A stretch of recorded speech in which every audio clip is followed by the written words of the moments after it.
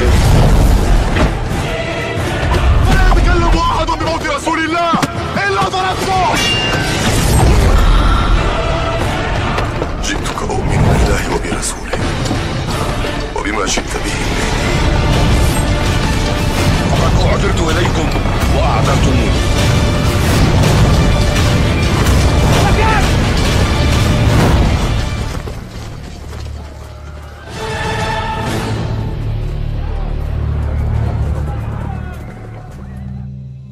Para pecinta ta'lim yang semoga senantiasa dirahmati oleh Allah Subhanahu wa ta'ala, kita sampai kepada hadis nomor 1751. An Ibnu Umar qala Rasulullah sallallahu alaihi wasallam, idza mata ahadukum urida alaihi maq'aduhu udwatan wa ashiyatan imman naru wa immal jannatu fayuqalu hada maq'aduka hatta tub'atsa ilaihi. Dari Ibnu Umar radhiyallahu anhu, ia mengatakan bahwa Rasulullah sallallahu alaihi wasallam bersabda, apabila seseorang kamu meninggal dunia, diperlihatkan kepadanya waktu pagi dan petang, tempat diamnya nanti, yaitu neraka dan surga. Fayuqalu hadza maq'aduka hatta tub'atsa ilaihi. Kemudian dikatakan kepadanya, inilah tempat diam engkau nanti, engkau akan dikirim ke situ. Nah, di sini baginda Rasulullah sallallahu alaihi wasallam mengatakan, jika seseorang kamu meninggal dunia ketika menghadapi sakaratil maut, idza mata ahadukum, jika di antara kalian sudah menghadapi maut, uridha alaihi maq'aduhu ghudwatan wa ashiyatan imman naru wa immal jannah, maka diperlihatkan kepadanya baik waktu pagi maupun petang, yaitu neraka dan surga. Kemudian dikatakan bahwa inilah tempat diamnya engkau nanti, engkau akan dikirim ke situ. Ya, jadi ketika ada orang hendak meninggal dunia menghadapi sakaratil maut, maka dia sudah dibayangkan, sudah diberikan kabar, baik itu kabar gembira maupun kabar kesedihan. Bergantung orang yang meninggalnya seperti apa.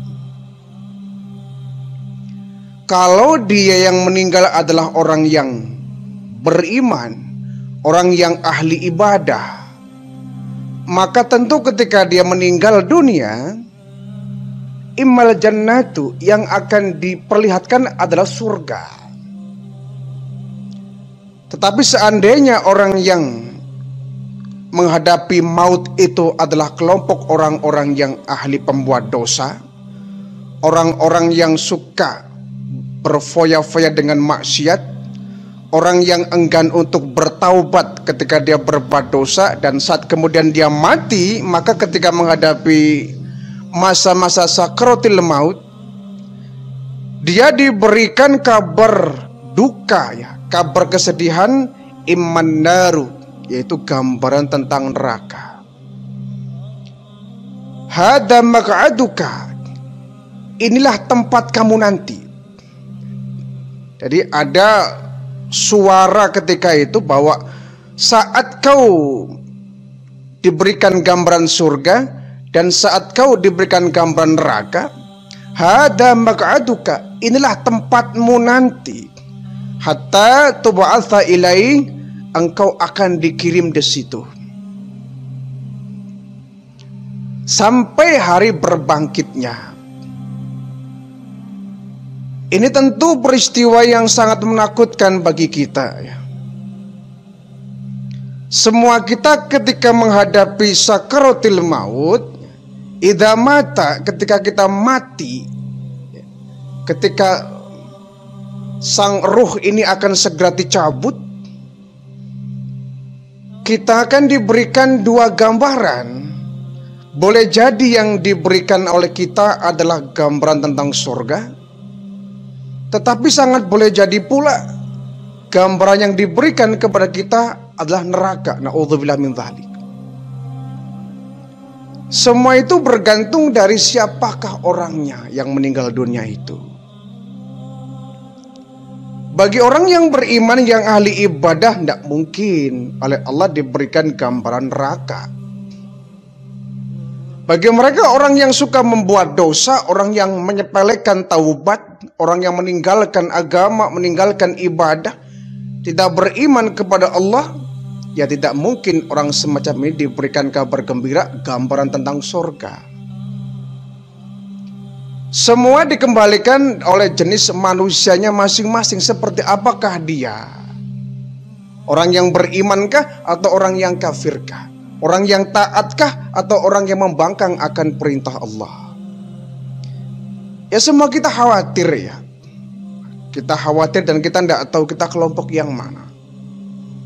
Tetapi kita harus optimis bahwa kalau kita ingin mendapatkan gambaran tentang surga ketika proses kematian itu, ya tentu semasa hidup ini kita laksanakan perintah Allah, kita jauhilah larangan Allah. Bahkan ada satu keterangan hadis bahwa ketika orang menghadapi sakaratul maut, iblis ini menghantui orang-orang yang akan meninggal dunia. Kalau yang meninggalnya adalah orang yang beriman, iblis berusaha semaksimal mungkin bagaimana melunturkan iman orang yang akan meninggal dunia. Bagaimana melepaskan iman orang yang sedang menghadapi sakaratul maut kalau memang di antara orang-orang yang beriman. Dulu waktu ketika lahir, mereka mungkin sia-sia ya. Bayi-bayi muslim ketika lahir ke alam dunia ini kan langsung dicegat yang namanya azan ya. Langsung dicegat dengan azan. Sehingga bayi-bayi muslim ini sulit bagi iblis untuk menanamkan benih-benih kekafirannya. Sebab bayi kalau sudah dilantunkan azan ketika lahir, ini merupakan bentuk tameng ya, bentuk pelapisan seorang bayi, pelapisan akidah, penanaman akidah bagi seorang bayi. Maka seorang bayi muslim hendaklah ketika lahir segera diadzanin sebelum langsung dipegang oleh iblis. Karena bagaimanapun iblis ketika ada bayi-bayi muslim yang lahir, bagaimana caranya agar dia menanamkan benih-benih kekafiran dalam batin seorang bayi. Kalau kemudian bayi muslim lahir diadzankan ya, telinga kanan dikomatkan telinga kiri, maka bayi-bayi muslim sudah dilapisi dengan kekuatan awal ya, kekuatan akidah melalui kalimat-kalimat adzan. Di sini iblis putus asa. Jangan sampai terlambat ya, bayi kemudian lama begitu lahir dibiarkan saja, gak langsung diadzani, ini bahaya. Karena iblis akan berlomba dengan kita ketika bayi itu lahir ya. Kalau dia yang mengadzankan, oh bahaya. Adzannya iblis ya bahaya, nanti menanamkan jiwa-jiwa kekafiran kepada anak. Kalau kemudian iblis gagal, sang bayi itu lahir dia gagal menanamkan kekafiran, maka iblis akan menunggu saat bayi itu kelak menjadi orang yang sudah tua. Ketika meninggal dunia, iblis akan datang kembali. Mungkin cara kita, dulu waktu kamu bayi, aku gagal mengkafirkan kamu. Tapi sekarang kau menghadapi sakaratul maut, aku kembali akan berusaha mengkafirkan kamu. Maka inilah perlunya talqin ya. mentalkin orang yang ketika menghadapi sakaratil maut, diajarkan mengucapkan kalimat-kalimat tauhid, diajarkan mengucapkan la ilaha illallah, agar ucapan yang terakhir di saat dia menghembuskan nafas terakhirnya adalah ucapan la ilaha illallah. Sebab apa? Iblis itu dalam satu keterangan hadis, saat orang menghadapi sakaratil maut, dia datang membawa air. Sebab menurut baginda Rasul, orang yang menghadapi proses sakaratil maut itu haus. Kita kehausan ya. Saat proses ruh ini dicabut oleh Allah, kita sangat haus. Haus sekali. Nah, ketika haus, iblis datang. Hanya saja yang bisa melihat orang yang ketika menghadapi sakarat itu. Orang yang di sampingnya walaupun dikelilingi ya, dia nggak akan melihat iblis itu membawa air. Yang diperlihatkan hanya orang yang ketika menghadapi sakaratil maut itu membawa air. Ya, orang yang lagi haus kemudian ada orang menawarkan air, tentu itu kesempatan ya, minta air saat kita kehausan. Nah, iblis ini bertanya, "Hei, kau sedang kehausan?" "Iya." "Berikan aku minum." Iblis tersenyum, "Baik, kau akan dapat air segar ini. Kau boleh meminum dengan puas. Tapi ada satu syarat. Kau ucapkan kalimat, satu kalimat yang nanti kalau kau mengucapkan kalimat itu, ini air akan aku berikan kepada kamu." Oh, ini bahaya sekali. Kalimat apa yang harus kami ucapkan? Ya. Katakan bahwa la ilaha, la ilaha. Katakan olehmu tidak ada Tuhan, tidak ada Tuhan. Ini kan berarti usaha iblis untuk menghancurkan iman seseorang ketika menghadapi sakaratul maut. Ini membahayakan. Bagi orang yang kekuatan imannya sangat tipis, sangat lemah, menghadapi sakaratul maut ditawarkan minuman oleh iblis, dia mau. Akhirnya dia mengucapkan kalimat yang diminta oleh iblis, tidak ada Tuhan, tidak ada Tuhan. Kalau sudah kalimat itu yang terucap terakhir kali, ya kita seperti bersisok ya, orang yang ahli ibadah tapi matinya masuk ke neraka karena di penghujung hidupnya, di hembusan terakhir nafasnya, dia mengucapkan bahwa tidak ada Tuhan. Tapi bagi mereka yang imannya kuat, akidahnya mantap, ahli ibadah, ketika iblis menawarkan air dengan kita diminta untuk mengucapkan itu, iblis dia akan bilang, "Maaf iblis, lebih baik saya haus daripada saya mengucapkan kalimat itu." Ini yang membahayakan kita ya. Membahayakan kita.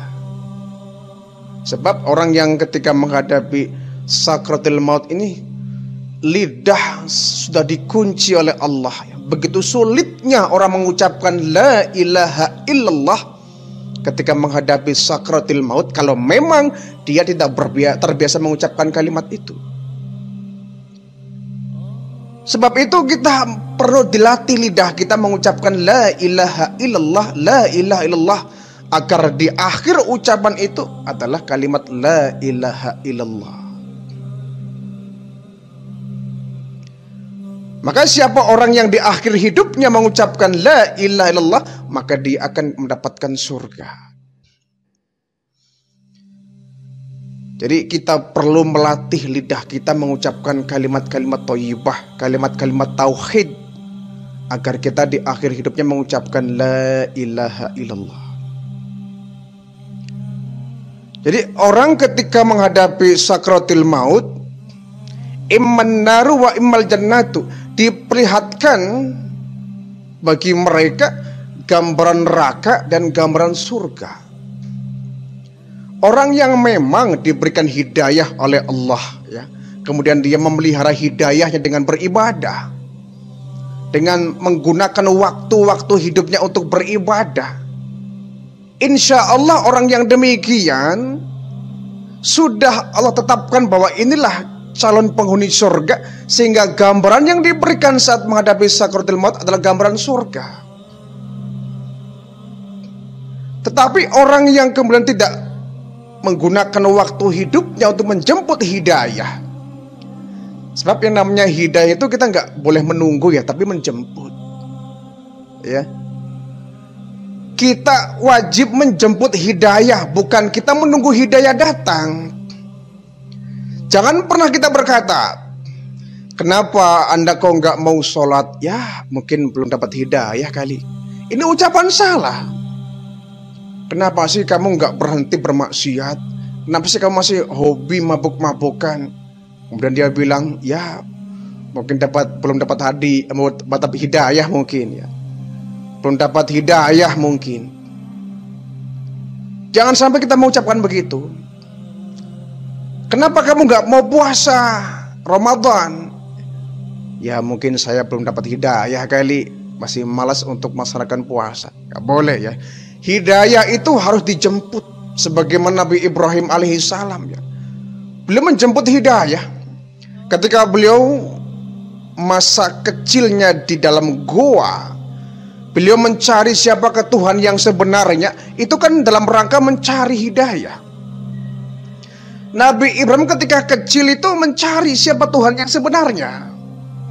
Ketika dia melihat bintang di langit, dia mengatakan, oh ini mungkin Tuhan. Ini mungkin Tuhanku ya, terang begitu tinggi. Ketika bintang menghilang, dia akan bilang, la uhibbul afilin. Aku nggak suka yang tenggelam-tenggelam. Masa Tuhan tenggelam? Pasti bukan Tuhan. Bintang tenggelam, terbitlah bulan. Nabi Ibrahim berkata, oh ini lebih besar ini. Ini pasti Tuhan ini. Besar terang di langit. Ini pasti Tuhan. Ketika bulan kembali redup dan terbenam, dia berkata lagi, ini bukan Tuhan ah. Gak mungkin Tuhan tenggelam. Gak mungkin Tuhan kemudian lenyap. Nah begitu pagi datang, muncul matahari, terbit matahari begitu terang, lagi-lagi Nabi Ibrahim, ini pasti Tuhan ini. Ini lebih besar dari yang tadi malam. Ini pasti Tuhan, cahayanya begitu terang menerangi alam dunia. Ini pasti Tuhan. Jadi Nabi Ibrahim itu mencari siapa Tuhan saya yang sebenarnya. Ini kan upaya menjemput hidayah. Jadi hidayah ini jangan ditunggu. Kalau ada orang yang kemudian serta merta dapat hidayah, yaitu haknya Allah memberikan hidayah kepada hamba-hambanya yang dikehendakinya. Tetapi sebenarnya ya kita jangan duduk diam, apalagi kita sebagai orang muslim ya. Sebagai seorang muslim kita sudah diberikan modal iman. Ketika kita bayi, kita diadzankan, itu modal awal kita diberikan modal keimanan. Saat kita dewasa, akil balik, kita carilah hidayah itu dengan cara kita hadir di pengajian, mengikuti taklim ya, belajar agama, mencari pengetahuan agama ya. Ini upaya dalam rangka kita menggapai hidayah, mencari hidayah, supaya nanti ketika kita meninggal dunia, kita dalam kondisi memiliki hidayah. Wala tamutunna illa wa antum muslimun, kata Allah. Janganlah engkau mati kecuali kau dalam kondisi muslim. Janganlah kau mati kecuali kau sedang kondisi memiliki hidayah. Janganlah kau mati dalam kondisi yang kafir, kata Allah. Jadilah kau sebagai orang-orang yang meninggal dunia menghadapi sakaratul maut dalam kondisi memiliki iman. Orang yang hidupnya hanya menumpuk-numpuk dosa, tidak mau menjemput hidayah, bahkan membenci orang-orang yang suka beribadah, menghalang-halangi orang ibadah, orang seperti sudah adresnya jelas neraka. Nah kalau sudah adresnya jelas neraka, maka dia ketika meninggal dunia yang diberikan adalah gambaran-gambaran tentang neraka. Orang-orang kafir yang nggak punya iman, jelas mereka ketika mati yang diperlihatkan olehnya adalah iman naru, tentang gambaran-gambaran neraka. Fayuqalu, dikatakan kepada mereka, hadza mag'aduka, inilah tempatmu nanti, inilah tempat diammu nanti, dan nanti engkau akan dikirim ke situ. Orang yang beriman, ahli ibadah, saat jasadnya digotong orang, akan diantarkan ke liang kubur. Ini orang yang beriman akan berkata, segera dipercepat jalannya, segera dipercepat. Aku sudah nggak sabar ingin berjumpa dengan Allah di alam baka, di alam kubur. Segera langkahnya, aku nggak tahan ingin segera meninggalkan dunia, ingin bertemu dengan Allah. Ini orang yang beriman. Tapi bagi mereka orang yang ahli pembuat dosa, nggak mau ibadah, ketika digotong jasadnya diantarkan ke liang kubur, dia akan teriak-teriak, mau dibawa kemana saya? Tolong, mau dibawa kemana saya? Itu ketakutan luar biasa.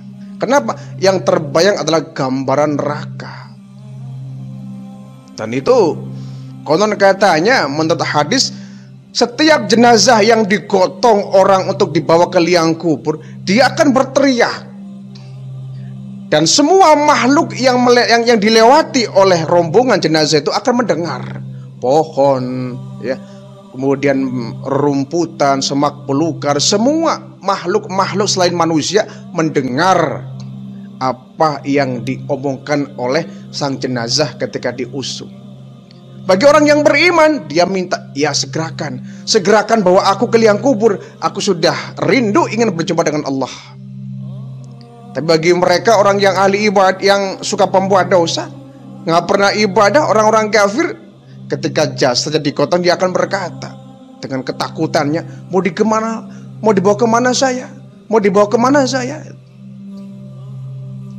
Dan itu sudah bentuk penyesalan yang tidak ada manfaatnya. Jadi kita ingin bahwa kita termasuk golongan orang yang beruntung, ya, yang kita diberikan modal hidayah, kemudian modal itu kita pergunakan dengan melaksanakan ibadah. Jangan sampai kita orang yang diberikan gambaran neraka, naudzubillah min dzalik. Ya. Maka semua itu bergantung dari bagaimanalah ikhtiar kita saat kita hidup, ya. Mana jalan yang kita tempuh, jalan yang ke kanan atau jalan yang ke kiri. Jalan yang ke kanan sampainya kepada surga, yang ke kiri sampainya ke neraka. Adapun yang ke kanan ini jalannya tidak enak, ya, penuh duri, penuh sampah, penuh kerikil, nggak enak, ya. Tetapi jangan lupa, yang nggak enak ini sudah ujungnya ada istana surga yang akan kita tempati. Sementara kalau kita pilih yang ke kiri, biarpun jalannya halus, wangi, pemandangannya indah, penuh dengan taburan bunga, tapi awas, di ujungnya ada liang, ya, ada jurang neraka. Kita bermohon kepada Allah agar kita tetap diberikan hidayah, diberikan petunjuk. Agar apa? Kita tidak salah pilih jalan. Agar kita termasuk orang-orang yang beruntung.